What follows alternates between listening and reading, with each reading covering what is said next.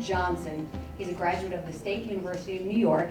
He's been the varsity basketball coach at Greece Athena High School in upstate New York until recently, and he's now chosen to share his leadership work with many others in education, business, and sports, and why he is here today as well. Now, the story is on February 15th, 2006. How old were you guys back then? Yeah, so you don't remember, right? I certainly do. And I have to tell you, the story you're going to see, I remembered it, but I wanted to refresh my memory. So Tuesday night, I Googled the story one more time just so I could remember it, and I'm not a crier, and I was bawling in my bed. Wow, it really is a moving story. So I was an autistic high school student team manager. He stunned the world when he entered a basketball game in the closing minutes and proceeded to shoot lights out, literally lights out. CBS, who I work for, ESPN, CNN, major news networks all around the world. This story went viral, picked up the story as well as ourselves. We saw the story and immediately we had to have it on the air, and so did everybody else. The YouTube video, millions of hits, fascinated the world with everything about this boy, Jason McElwain, affectionately known as J-Mac. That's all you have to do is probably Google J-Mac, right? He showed the world that yes, everybody, autistic students, kids, they can be special, they can be capable, and they have valuable skills. Coach Johnson has written a book. It's called A Coach and a Miracle, Life Lessons from a Man Who Believed in an Autistic Boy. It's the inspirational story of the incredible relationship between him and Jason. It reinforces the value of applying passion, goal setting, perseverance, and teamwork to all that we do in life. Coach Johnson's sense of compassion led him to give Jason a chance. And what it turned out to be the amazing lesson of the value for all of us. So for you, everybody, there are copies of the book in this library, so I hope you all will pick it up at some point and read it. Please welcome Coach Johnson. Thank you. It's a real privilege to be here, and I always start out when I talk to audiences all over the country is, how many here have a really big dream? Okay, looks like most of you, and that's usually the answer I receive. Now my question is, Dr. Clark just shared a lot about autism. How many people know someone that has autism? Okay? So it's very prevalent. In fact, the latest research I saw is that 1 out of every 36 boys in America are now born on the autism spectrum. So it's pretty staggering. Well, my young man, his name was Jason McElwain, and the world now knows him as J-Mac, had a real passion for the game of basketball, and he wanted to play in our basketball program.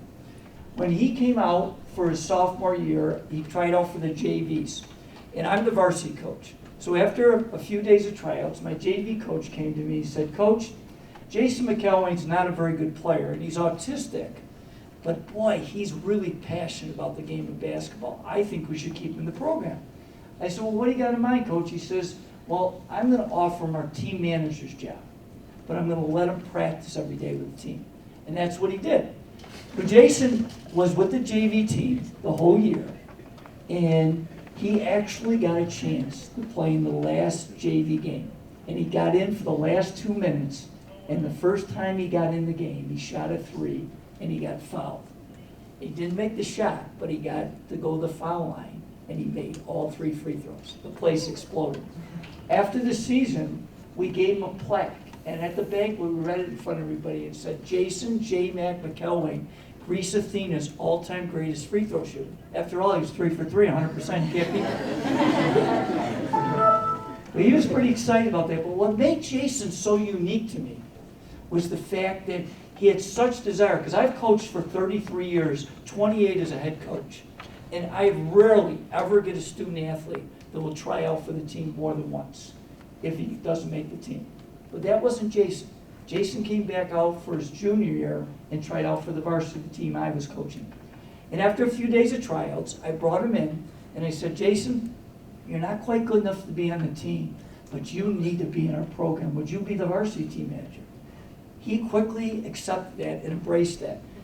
And in my career as a coach, at that point in my life, I had this big obstacle, this stumbling block.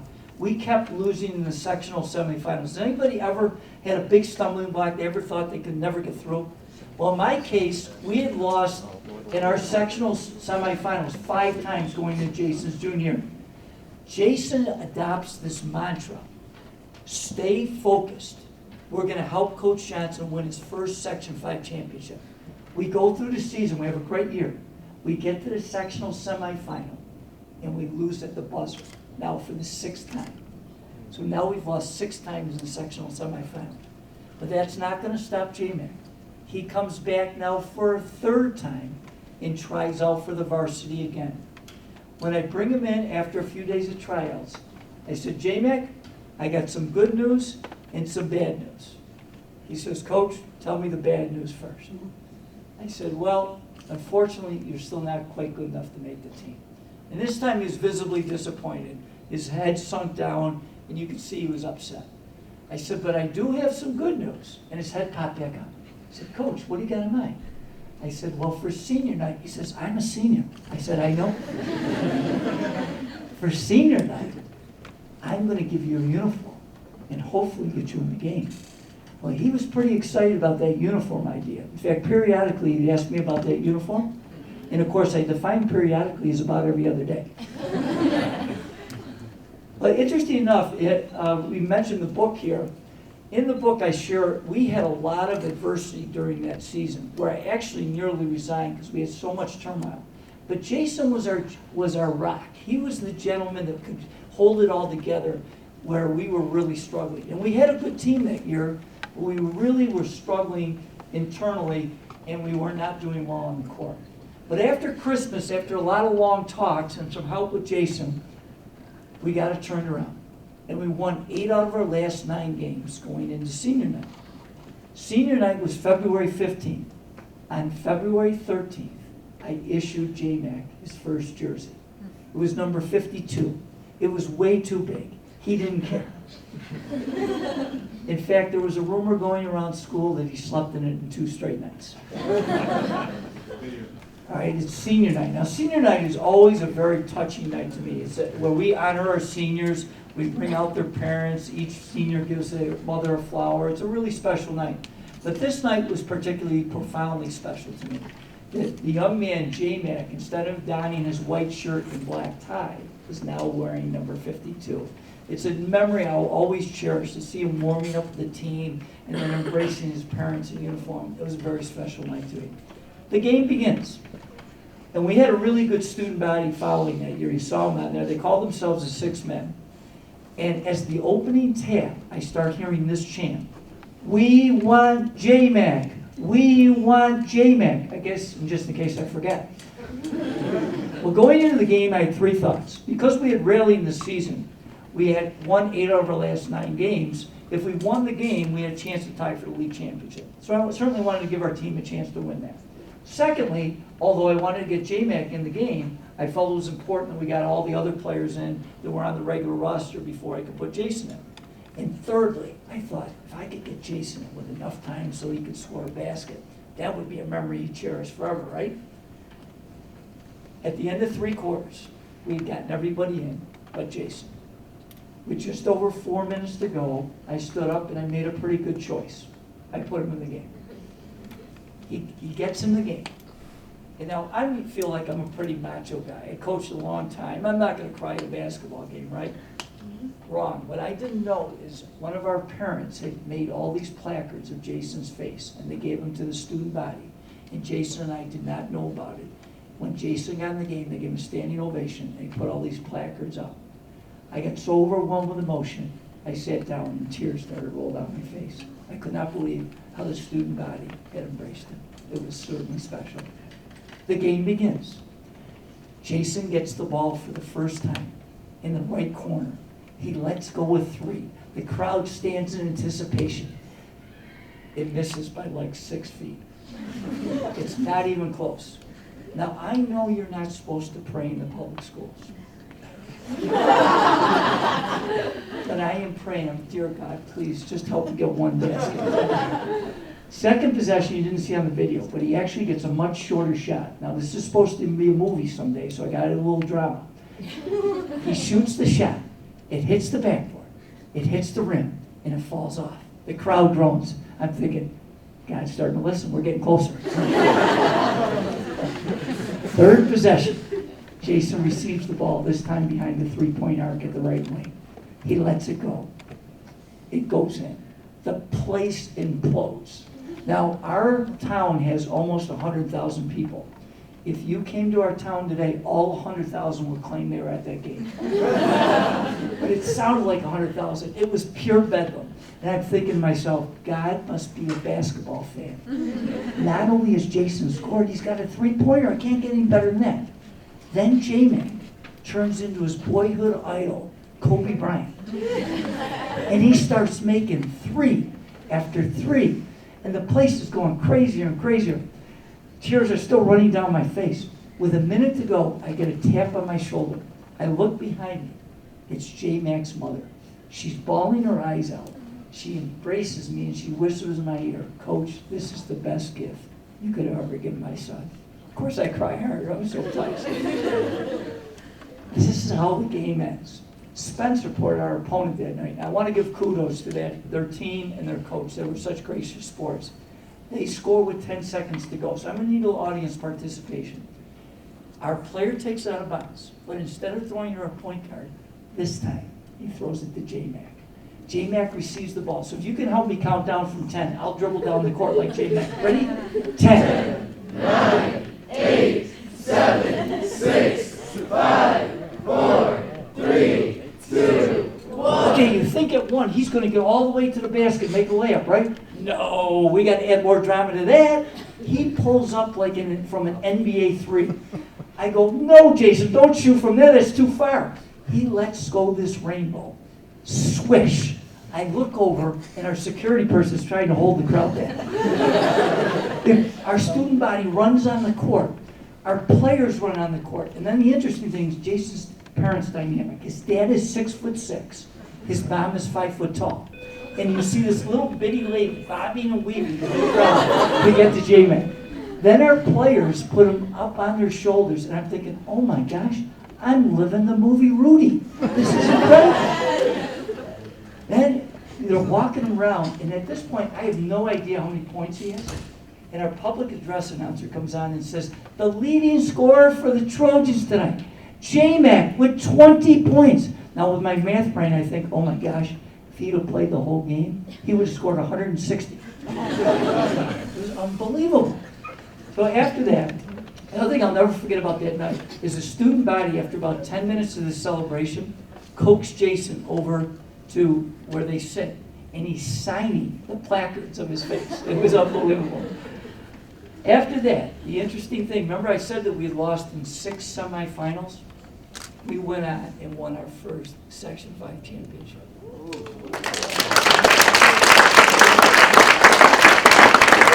Unfortunately, we lost in the state tournament. Now, so I do want to transition and give you 6 keys, but before they do that, doing some research on this fine high school, that I realized that Michelle Obama is an alum here. So I do have a story, not with President Obama, but with President Bush. So I got to give you that quick. President Bush flew into Rochester soon after that game, and J-Mac and myself and his parents were invited to be on the greeting team. President Bush comes off Air Force One. He walks right over to J-Mac, and he says, J-Mac, I've been waiting all morning to see you. What an inspiration you are to our country. He goes on and on for like 1 straight minute. Then he stops dead in his tracks. He says, I am so sorry. Is it okay if we call you J-Mac? He looks at President Bush and he says, yes, is it okay if I call you George W?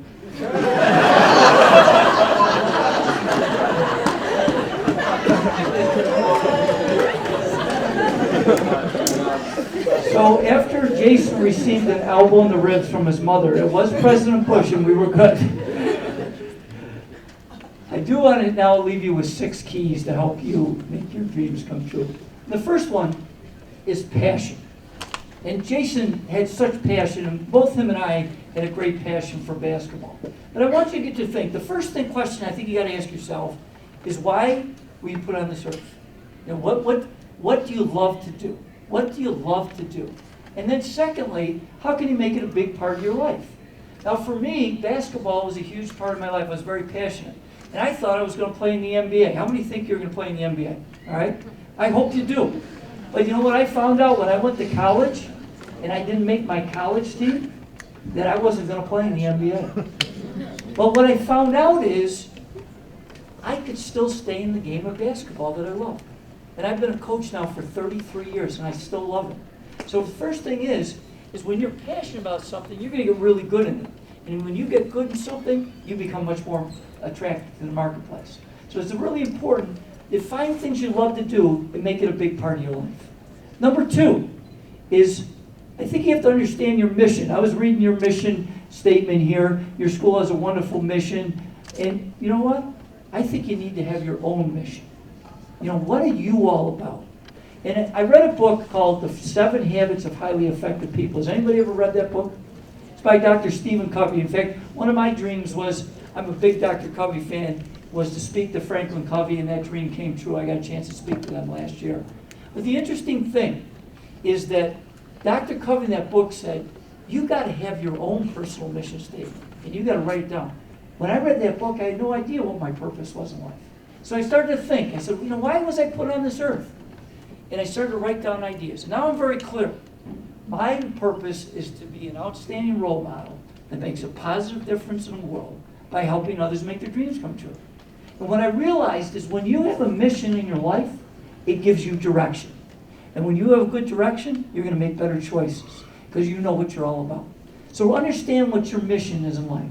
My third essential key, you've all heard of. But I found when I travel and speak all over the country that most people don't do a very good job. And that's to be an effective goal setter. And I start with this. What does this mean? When you think it, ink it. Who can tell me? Write it down. Write it down. I've researched goal setting extensively.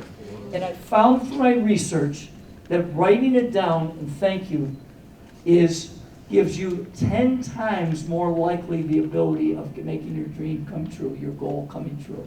So let me give you 2 tips on goal setting. Number 1, write your goals down every single day. One of the first things I do in the morning is I write my goals down in a notebook. Then 2, I put them on an index card and I read them in front of a mirror every single day. And the first thing I always tell myself is I am responsible. You need to take charge of your life. No one else will do that for you. So start each day by saying, I am responsible. And then thirdly, I got this idea from a guy named Jim Rohn. I was watching his seminar one day and down in my basement. And Jim Rohn was getting some ideas from his mentor on goal setting. And his mentor said, Jim, you should set a big goal, a stretch goal. He said, you should set a goal to become a millionaire. I'm watching this video. I get so excited. I run upstairs. I tell my wife, honey, we got a new goal. She goes, what's that? I said, we're going to become millionaires. She says, how are we going to do that? I said, I have no idea. Let me go finish the seminar. So I go back downstairs, and Jim Rohn hit me right between the eyes with this statement. He said, it's not the $1 million, but it's the person you become because of the disciplines you have to add to your life to become a millionaire.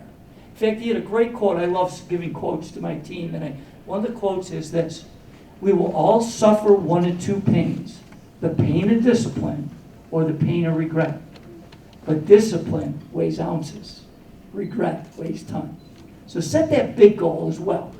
Fourthly, the next one, this key, I don't know if anyone that I know that's been successful doesn't have this key. And Jason's a great illustration, perseverance. And what does perseverance mean? Does anybody have an idea? Yes, sir. Keep going even though you fail at it. Awesome. Great definition. Keep going even when you fail. Find a way. Get around. Get over those obstacles, whatever it takes. I'm going to give you 2 quick illustrations. Has anybody ever heard of Mark Victor Hansen? Okay. Mark Victor Hansen, if you have not, I know him and his partner, I know you've heard of the book series. Chicken Soup for the Soul? You ever heard of that book series? Okay. Well, I met Mark Victor Hansen. I'm part of the National Speakers Association, and he was sharing a story. When they tried to get Chicken Soup for the Soul published, they were turned down by over 100 publishers. Do you know that book series has sold over 100 million books? And remember I told you a stretch goal? Their stretch goal is to sell 1 billion books by 2020. Pretty big goal, huh? In my own life, I had a dream. I wanted to be a varsity basketball coach at a young age. And that came true. At 25 years old, I became a head coach. And I thought I knew everything there was about basketball. And after my first 2 games, we were 1-1. Then with my great coaching wizardry, I led that team to 17 consecutive losses. And then I didn't like what the administration had to say to me, so I left that job. Of course, what they said to me was, "You're fired." And it was very humbling. But I was very lucky because I got a chance to be mentored then by a guy named Bill Van Gundy, who was a local junior college coach. And if you know the Van Gundy, if you follow basketball, Van Gundy, his 2 sons both have coached in the NBA. His son Stan is now the head coach of the Pistons. His son Jeff is a commentator on all the NBA games. So interesting enough, but Coach Van Gundy helped me get back on my feet. And after a slow start in coaching, I was able to turn around, and we haven't had a losing season now in 21 years. So things get better if you stay with it. My 5th one is Carpe Diem. What does Carpe Diem mean? Seize the day. Seize the day. Be ready for that. Now, I break Carpe Diem into a couple things. Number 1 is I think you have to have a great work ethic. And my man J-Mac's a great illustration. Here was a young man that had never got into a varsity basketball game, yet every day he would come early to practice. He'd stay late after practice and do extra shooting. He'd go to our local Y. He was trying to get better. So work ethic. One of the things I always tell our players, if you want to be outstanding, you have to be exceptional in things you can control. Can you control your work ethic? Yes. Absolutely. My second point is attitude. J-Mac's attitude was always positive. You know, I'm a quote guy. Here's a quote I give my team every year early. Attitudes are contagious. Is yours worth catching? Attitudes are contagious. Is yours worth catching? It's really powerful. There's a sign with that quote on it in one of my classrooms. Awesome. Okay, I'm glad it got here in your school. That's awesome. Thank you for sharing. And then lastly, to put it all together, my 6th and final key is be a team player. And I want to illustrate that with a couple things that happened that season. One of our tri-captains had volunteered not to start for senior night, which I thought was really nice of him because we had 6 seniors and only 5 could start. And what happened is on February 15th, our senior game, it didn't start out very well. One of our other seniors that was going to start his first varsity game got hurt in a phys ed class and couldn't play. Steve Kerr, not the guy that played for the Bulls, but played at Greece Athena, was the guy that volunteered not to start. He comes to me after school. He says, "Coach, I want to boost Matt's spirits." Matt was the young man that got hurt. I said, "Well, Steve, what do you got in mind?" He says, "I'm going to wear Matt's jersey tonight." Wow, that's pretty special. Think about how you can boost your teammates.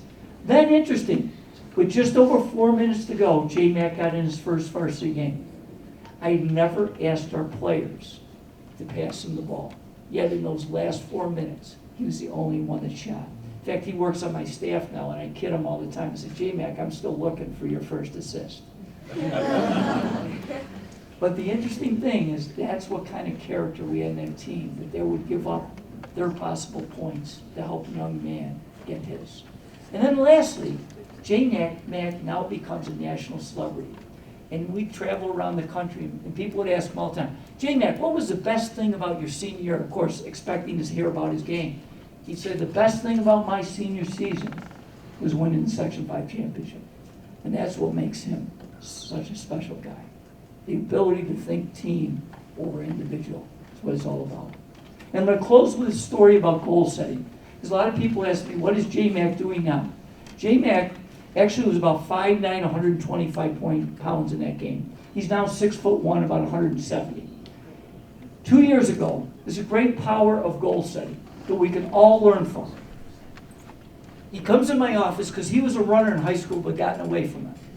And I said, "J-Mac, what's going on?" He says, "Coach, I'm going to get back into running." I said, "Really? What are you going to do?" He says, "I'm going to run the Rochester Marathon." I said, "Really?" I said, because I always talk about goals. I said, "Jay, what's your goal for that?" He says, "I don't know. I'll have to think it over. I'll come back and tell you tomorrow." Comes back into the office and says, "Coach, I got to go. I want to make the Boston Marathon." I said, "Really? What's the qualifying time for your age?" He says, "I got to run it in 3 hours and 5 minutes." So when I gulped hard, because I don't know if you know anything about marathon running, but 3 hours and 5 minutes for your first marathon is pretty fast. I said, Jay, are you sure? He says, Coach, I've talked to the cross-country coach. He's got me on a plan. I'm going to follow it. It's going to happen. I said, okay. 2 years ago, he runs his first Rochester Marathon. Runs it 3 hours, 1 minute, 50 seconds. Qualifies for the Boston Marathon. But he's not ready yet. He says, Coach, nope, I got to do it again before, I'm not ready for Boston yet. So he runs it again the next year in Rochester and runs 3 hours and 45 seconds. He's ready now to run the Boston Marathon. He sets a new goal. I'm going to break 3 hours in the Boston Marathon. Well, I'm proud to tell you that he just ran the Boston Marathon in April, and he ran it in 2 hours, 57 minutes, and 5 seconds.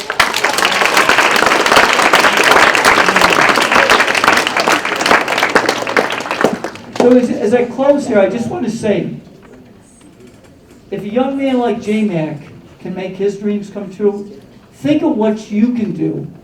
And I want to end with this, is that I told you we lost 6 times in the Section 5 championship. And every time, or in the semifinals, I should say, and every time my mom would call me the next day and she'd try to boost my spirits.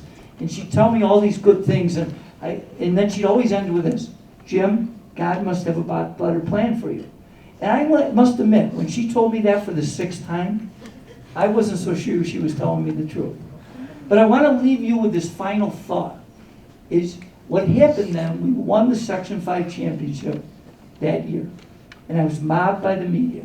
And one of the first questions they asked me was, Coach, you just won your first Section 5 championship. How does this compare to the J-Mac night? And I thought for a moment, and I said, I'm really pleased with our team, and I'm very excited that they won the Section 5 championship. But nothing has ever touched my heart and soul like the J-Mac game. So as you continue to pursue your own dreams, remember, the best way to make your dreams come true is to help others make their dreams come true. Thanks so much for having me.